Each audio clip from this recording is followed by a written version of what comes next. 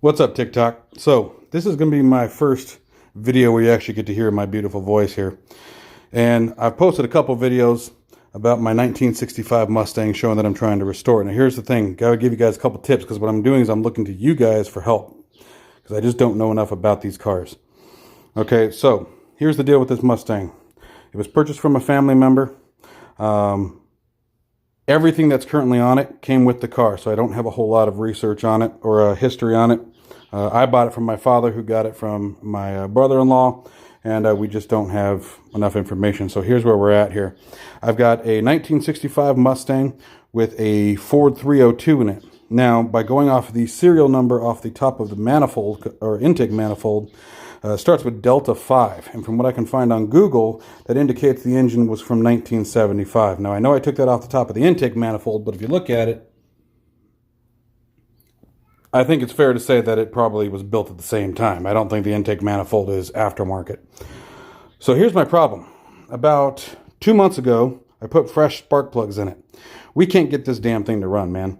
And the reason why I mentioned the spark plugs is because when I pulled the spark plugs out the other day, they're foiled. They're nasty and black and covered in gas.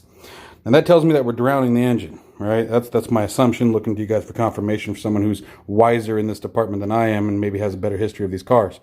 So what I'm trying to do is figure out, A, is that carburetor the correct carburetor for the vehicle? If not, how do I determine the correct carburetor for the engine? Because, like I said, my guess is that we're drowning it.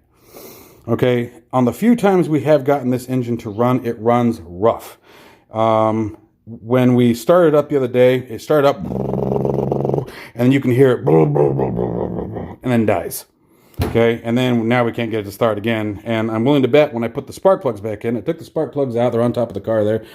And when I put the spark plugs back in, I'm willing to bet it's going to start up again, because I cleaned them off, dried them out, the contacts are nice and clean. We checked the gap is correct. We've been checking the distributor timing. As far as we can tell, no change whatsoever.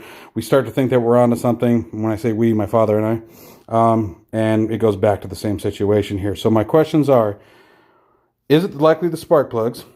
Is it likely the carburetor that is drowning the engine? My concern is that the jets are too big for this engine and we're pumping way too much fuel. Now, another thing to note real quick before I run out of time is that on the carburetor, the air intakes were open to full. So it tells me that somebody knew that the mixture from air to fuel was too great, and they were trying to pump as much air into the carburetor as they could.